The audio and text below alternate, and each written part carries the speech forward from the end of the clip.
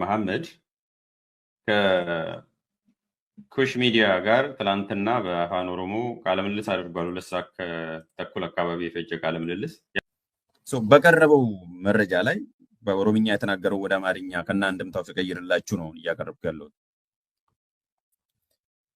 መጀመሪያ ከምስጢር ቢጀምር ይሻላል። እስከዛሬ በግልጽ ያልተናገራቸው ነገሮች እዚህ የገለጣቸዋል። የትኛውም ፖለቲከኛ ሲነግረን ከፖለቲካ አይንም አንጻር ማየት አለብን። አንድ ተቃዋሚ ሌላኛውን ባላንጣው ላይ ነጥብ ለማስቆጠር ሲባል ወይ ኢንፎርሜሽንን ያቆያል፣ ያዘገያል፣ ወይም ሰዓት መርጦ ያወጣል፣ ወይ በከፊል ያወጣል፣ ወይንም ደግሞ ጨው ይጨምርበታል።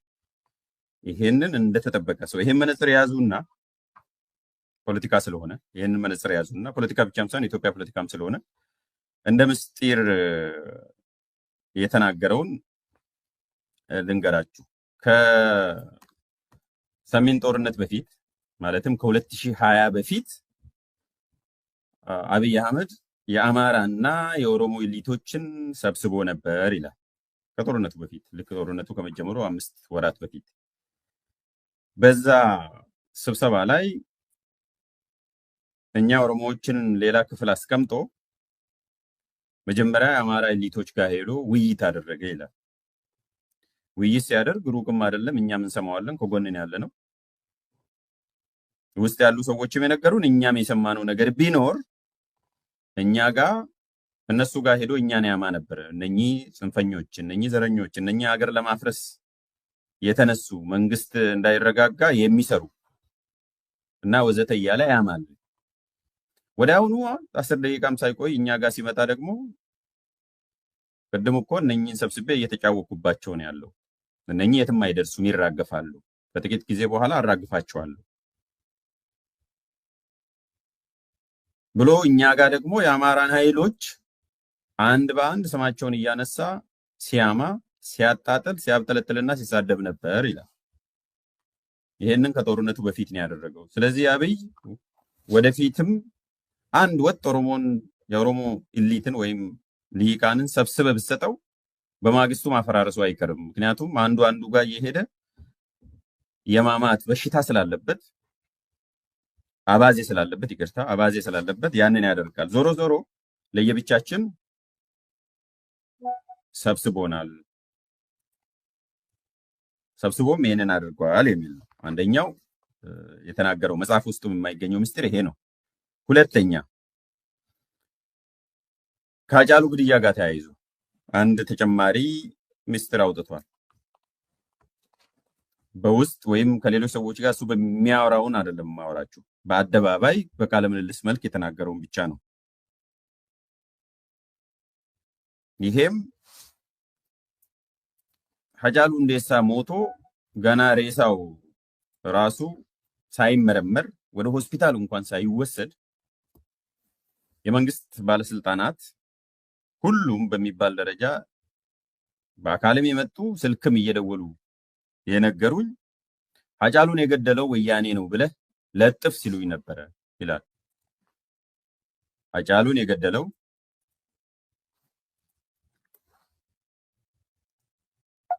ወያኔ ነው ብለህ ለጥፍ ሲሉኝ ነበር፣ እየደወሉም በሚሴጅም። ወዲያውኑ ሃጫሉ እንደሞተ እንደሰማው ሆስፒታልም ሳይደርስ ይላል።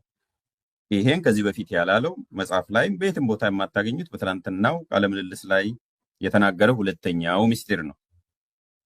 ሶስተኛ የግድያ ሙከራ እሱና አቶ በቀለ ገርባ ላይ ታቅዶ ያንን እንዳከሸፉና ፍርድ ቤትም የቀሩበት ምክንያት የግድያ ሙከራ ተቀነባብሮ ተዘጋጅተው እኛ ወደ ፍርድ ቤት ስንሄድ በዛ ሰሞን እኛ ላይ እርምጃ ለመውሰድ ተዘጋጅተው ዝግጅት ሁሉ አልቆ ለኛ መረጃ ደርሶን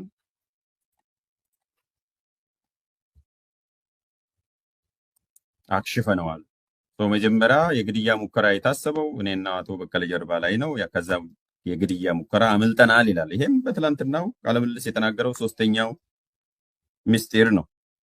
አራተኛው ከፊል ምስጢር ልንለው የምንችለው ኦልሞስት ፐብሊክ ኖሌጅም ሊሆን ይችላል፣ ግን ያልተናገረው አብይ የሚጠላውን ሮድማፕ ይዘን እየመጣን ነው ይላል። ከሰሜኖቹ ጋር ተነጋግረን ከነሱ ጋር ሳንነጋገር ሳንወያይ ሳንደራደር የምናደርገው ነገር የለም። እዚህ ጋር እንደውም ግልጽ መሆን ያለበት ከአማራ ጋር ለመቶ ዓመታት በላይ የዘለቀ የፖለቲካ ልዩነት አለን። እሱ ግልጽ ነው፣ በአደባባይ የሚታወቅ ነው። ነገር ግን አንዱ ብሔር ለብቻ ተሰብስቦ ሌላውን ብሔር አስገብሮ ወይም አስፈራርቶ አሸንፎ የሚኖርበት ዘመን ላይ አይደለም ያለ ነው። ጊዜው ሲደርስ እንደራደራለን፣ እንወያያለን፣ እንነጋገራለን። ለአሁኑ ግን ሮድ ማፕ ይዘን ለመምጣት እየተዘጋጀን ነው። እደግመዋለሁ፣ አብይ የሚጠላውን ሮድ ማፕ ይዘን እየመጣን ነው። እንግዲህ እሱ ያለንን ነው። እንዲሁ ዝም ብሎ ብለፊንግ ነው፣ ዝም ብሎ ነው የሚያወራው ምናምን ልትሉ ትችላላችሁ። መነሻ ላይ የነገርኳችሁ ነገር አለ፣ እሱን አትርሱ። and I owe no obligation or loyalty towards nobody።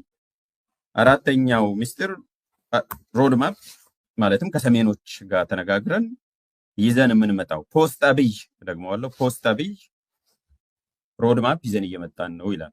እነኝህን አራት ሚስጥራት ትላንትና በዚች ቃለ ምልልስ ገልጧል። የመጀመሪያው አብይ የአማራና የኦሮሞን ኃይል ሰብስቦ ለየብቻ አንዱን አንዱ ላይ ሲያማ እንደነበረና አንዱን ከአንዱ ጋር ለማጋጨት እንደሞከረ ከጦርነቱ በፊት። ሁለተኛ የአጫሉ ግድያ ጋር ተያይዞ ወያኔን የገደለው ብለህ ተናገር ብሎ ባለስልጣናት መረጃ ሲልኩለት እንደነበረ ሲደውሉለት እንደነበረ ጫና እያሳደሩት እንደነበረ ዞሮ ዞሮ ወያኔን የገደለው ተብሎ እንዲወራ ኢቭን እንኳን ያጫሉ አይደለም የሰኔ 16 ራሱ እኛ ቀድመን እያወቅን ተው እያልናቸው ነው ወጥተው የቀንጅብ የተባለው ሁሉ ብለዋል። እሱንም እንደ ምስጢር መጨመር ትችላላችሁ ከፈለጋችሁ። እሱ ግን መጽሐፍ ውስጥ ስላለ እንደ ምስጢር አላወራው። መጽሐፍ ውስጥም ስለነካካው እንደ አዲስ ምስጢር ስላላመጣሁት ነው። ሶስተኛ የግድያ ሙከራ እንደተደረገበት ነው። አራተኛ ሮድማፕ ይዘን እየመጣን ነው የሚል ነው። እነኚህ ከዚህ በፊት ያልተገለጹ ምስጢራት ብላችሁ መውሰድ ትችላላችሁ አዲስ ስለሆነ። ሞራል ጀጅመንት ለእናንተ ትቻለሁ። ለምሳሌ እዚህ ጋር ሳሚ እንዲህ ብለዋል፣ ዛት ኢዝ ነቲንግ በት ብለፍ ጉድ ጉድ። ይሄ ነው ጃጅመንት። ስራ ፕሮግራም ስራ። በደንብ ኮሜንት አድርጉበት። የድራማው ቅድም ትቼ የርኩት ላይም አስተያየት ሰጥቷል። ስለዚህ በጨረፍታ ዘግቼው ነበረ። ይሄ የብርቱካናማው ግርግር ላይ አስተያየት ሰጥቷል። ግን የፖለቲካ አንድምታውን የተናገረው ለምን ዓላማ ነው የተደረገው የሚለውን ይሄ ድራማ ነው የፖለቲካ ዓላማው የሚከተለው ነው ብሎ ተናግሯል አቶ ጀዋር። ይሄ የዶኩመንተሪ እና የፌኩመንተሪ ግርግሩ ማለት የሰሞኑ ግርግር ቅድም በሰፊው ዳሰስኩት። አንደኛ መጀመሪያ መሰለኝ እኔም ከደምቢዶሎ ተማሪዎች መካከል አንዷ የተገኘች ነው መሰለኝ ብሎ እንትን አድርጓል፣ ኮንፌስ አድርጓል። መጀመሪያ እንደማንም ሰው ያ ቪዲዮ ሲለቀቅ ሰኞ ጠዋት መሆኑ ነው ከነኛ ከደምቢዶሎ ከ17ቱ ተማሪዎች ውስጥ ከታገቱት ውስጥ አንድ እንደሆነች መስሎ የነበረ እኔም እንደማንኛውም ሰው ልጅቷ ስትመጣ ከደምቢዶሎ ተማሪዎች ውስጥ አንድ እንደሆነች ነበር የተረዳሁት። በዚህ በኩል ያው ተሸውደናል ወይም አትፌስ ቫሉ የመጣውን ነገር ወስደናል እያለ ነው። አንድ ሁለተኛ አሁን እያደረገ ያለው በመሰረቱ ኦሮሞና አማራ መካከል ሽብልቅ እየመታ ሁለቱ እንዳይተባበሩ እንዳይቀራረቡ ለማድረግ ነው። በኦሮሞ በኩል ሰሜኖች እየመጡባችሁ ሊበላዋችሁ፣ የኦሮሞ መንግስት ሊያፈርሱ፣ ስልጣን ሊነጥቁ፣ ህዝቡ ላይ ሊበቀሉ እና ወዘተ እያለ እያስፈራራ የኦሮሞ ህዝብ ውስጥም ውጭም ያለው ማለትም ከገዛዝ ውስጥም ያለው ከገዛዝ ውጭም ያለው በአንድነት ቆሞ እንዲደግፈው ለማድረግ፣ በሌላ መልኩ ደግሞ በአማራ በኩል ማስተላለፍ የፈለገው የአማራ ኃይል እንዲጠላ ሳይሆን የበለጠ እንዲናደድ፣ ይቅርታ እሱ ያለው የበለጠ እንዲናደድ፣ የበለጠ ተናዶ ደግሞ በስሜትና በግልፍተኝነት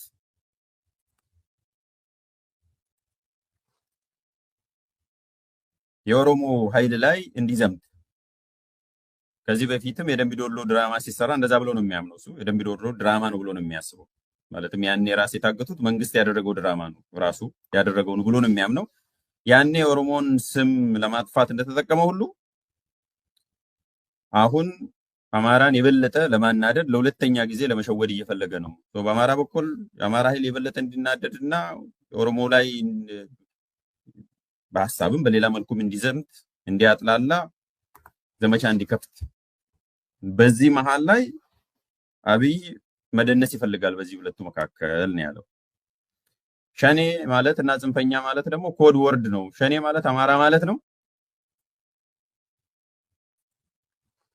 ጽንፈኛው ሲሉ ደግሞ አማራ ማለታቸውን እንድትረዳ ፈልጋለሁ ብሏል አቶ ጀዋር ትላንትና። ሶ ባይ ዲፎልት ሸኔ ማለት ኦሮሞ ማለት ነው። ኦሮሞን ዲሁማናይዝ ለማድረግ የሚጠቀሙበት ቃል ነው፣ ለመምታት። ጽንፈኛው ሲሉም አማራን ለመምታት የሚጠቀሙበት ቃል ነው። የዲሁማናይዜሽን ፖለቲካል ወርድ ነው፣ ቃል ነው። በዛ ረገድ እንድትረዱ ፈልጋለሁ የሚልም እዛው አስቀምጧል። ሶ ዝም ብሎ አይደለም በሸኔ ስም የሚምጣ በጽንፈኛው ስም የሚምጣ አላማው አማራን ለመምታት ለማጥላላትና ለማናደድ፣ በሌላ መልኩ ደግሞ አሁን ኦሮሞ ሆን ብሎ የኛ መንግስት ተነካ በሚል ከመንግስት ኋላ እንዲሰለፍ ስለሚፈልግ ነው ብሏል። ሶስተኛው ከአማራ ጋር እንኳን ብንጣላ በራሳችን ጊዜ እንጣላ ነው ያለው። እንግዲህ በሀሳብም በሌላም ነው ብሎ የገለጸው። በሌላም የሚለው ነገር እሱ የሚያብራራ ይሆናል ወደፊት። በሌላ መጣላት ለምን እንደሚያስፈልግ አላውቅም። ዞሮ ዞሮ እሱ ያለው ግን በሀሳብ የሚሆን በሌላ መልኩ መጣላትም ካስፈለገን አብይ አመቻችቶን ሳይሆን ራሳችን ችለን ጥቅማችንን አስልተን ነው መሆን ያለበት እንጂ አብይ ዛሬም መልሶ ለ50 ጊዜ እየሸወደን ለ50ኛ ጊዜ እየሸወደን አይደለም መሆን ያለበት። የፖለቲካ ልዩነት አለን፣ ቅድም እንዳልኩት ከአማራ ጋር የምንነጋገረው የምንለያይበት የፍላጎቶች የፖለቲካ ጥቅሞች አሉን፣ የታሪክ ቁርሾችም አሉ። እሱ አደባባይ የሚታወቅ ነው። ብንጣላ እንኳን ግን በአብይ ምክንያት ሳይሆን በራሳችን ተርምስ እንደ ኮንዲሽን መሆን አለበት ነው ያለው። ከድራማው ጋር ተያይዞ እነኚህ ሶስቱን ነገር የተናገረው የኦሮሞ ወደፊት ዕጣ ፈንታ ጋር ተያይዞ የሰጠው ሀሳብም አለ። መሰረታዊ የሆነውን ብቻ ነው እየነገርኳቸው ያለው። ከኦሮሞ የወደፊት ዕጣ ፈንታ ጋር ተያይዞ በአብይ ምክንያት ኦሮሞ አገር ማስተዳደር አይችልም የሚለውን እያረጋገጠ ነው ያለው። የአብይ ድክመት የኦሮሞ እየሆነ ነው። የአብይ ድክመት የአመራር ድክመት የኦሮሞ እየሆነ መጥቷል። ሲነነመስ እየሆነ መጥቷል። ኦሮሞ ብልጽግና ቢባል ኦሮሞማ ቢባል ኦህዴድ ቢባል እና አሁን ባለው ሁኔታ የአብይን ድክመት ለኦሮሞ ህዝብ እዳ እየሆነ ነው ያለው። ያንን በንቃት መከታተል አለብን፣ መመከት አለብን የሚል ነው። የአብይ ድክመት የኦሮሞ ህዝብ ድክመት ነው። እሱም ማለት ኦሮሞ እንኳን ሀገሩን አይደለም ራሱን ማስተዳደር አይችልም የሚለውን ነገር እያረጋገጠ ነው በየዕለቱ የአብይ ድክመትና አሰራር ይላል። ቀጥሎ የጸረ ኦሮሞነት አስተሳሰብ ተንሰራፍቷል፣ ምንም መካካድ የለብንም። ይህንን ደግሞ መከላከል ያለበትም መዘጋጀትም ያለበት የኦሮሞ ህዝብ ነው በዋናነት ይላል። ቀጥሎ ኢትዮጵያ በታሪኳ እንደ ዘንድሮ ተዳክማ አታውቅም። በዘመናዊ ታሪኳ ባለፈው ከምኒልክ ዘመን ጀምሮ እስካሁን ብንቆጥር ኢትዮጵያ ሀገረ መንግስቱ እንደ አሁኑ ተዳክሞ አይቼ አላውቅም ይላል አቶ ጀዋር። እንግዲህ ይህንን የሚያየው መንግስት ተዳክሟል፣ አቴኒ ታይም ሊወድቅ ይችላል ከሚል አንጻር ነው። ሀገረ መንግስቱ በጣም ተዳክሟል፣ በጣም ሳስቷል የሚል ግምት ነው ያለው። ይሄ መንግስትም ራሱ ረዥም ጊዜ መቆየት አቅም የለውም የሚልም መስተያየት አለው። እሱ ክፍት ነው ለክርክር። እንዲሁ እየናቁት ነው ስንት መንታውን እንትን ያደርገውና ከመናቅ ይልቅ ያለውን ሁኔታ ፌስ አድርጎ በዛ ልክ መነጋገር ያስፈልጋል። እንደዛ ነው ወይ የሚለውም ራሱ አጠራጣሪ ነው። ክፍት ነው እናንተም እንድትነጋገሩበት። በእውነቱ ይሄ መንግስት በጣም ደካማ ነው ወይ? ኪሊንግ ማሽን ብቻ ነው አለ። እንደውም ዚስ ኢዝ ጀስት ኪሊንግ ማሽን፣ መግደል ብቻ ነው የሚችሉት እንጂ ከዛ ያዘለለ አቅምም የላቸውም። ይሄ መንግስት እኛ ባረበ ራሱ በራሱ ጊዜ የሚወድቅ ነው የሚል አስተያየት ሰጥቷል አቶ ጀዋር። ይሄ በጣም ትልቅ ክሌም ነው። ባይዘው ዛሬ ብቻ አይደለም ያለው፣ ከኔ ጋር ቃለ ምልልስ ባደረገውም ከሌሎች ጋር በሚያደርግበት ኮንሲስተንትሊ ይሄ መንግስት ሚስት የበላው መንግስት ነው ብሏል። ሚስት የበላው የተበረበረ አንድ ንፋስ ሲመጣ የሚጥለው ነው። ባላ እንኳን የለውም የሚደግፈው ዛፉ ሚስት የበላው ዛፍ ነው። በየትኛውም ሰዓት ሊወድቅ የሚችል ነው። ከባድ ንፋስ መቋቋም የማይችል ዛፍ ነው ወይም ስርዓት ነው ብሏል ጀዋር። ይሄንን ትልቅ የሞራል ስቴትመንትም ነው።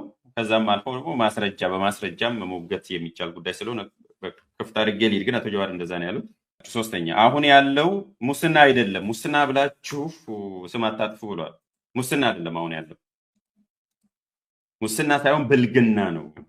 መንግስታዊ ብልግና ነው የሚያደርጉት ነገር። በየበርጫ ቤቱ፣ በየመጠጥ ቤቱ፣ በየቦታው የሚያደርጉት በጣም ያስፈራልም ያሳፍራልም። ስቴት እንደ ስቴት፣ አገር እንደ ሀገር እንዲህ ባልጎ አያውቅም። በተለይ የኦሮሞ ልሂቃን አብይ ስር ስርዓቱ ስር የተሰገሰጉት የሚያደርጉት ፒውር ብልግና ነው። ፖለቲካም አይደለም እየሰሩ ያለው ብልግና ውስጥ ነው ያለው። ይሄ ሙስና፣ ዘረፋ እና መሰል አማርኛዎችን ማባከን የለብንም።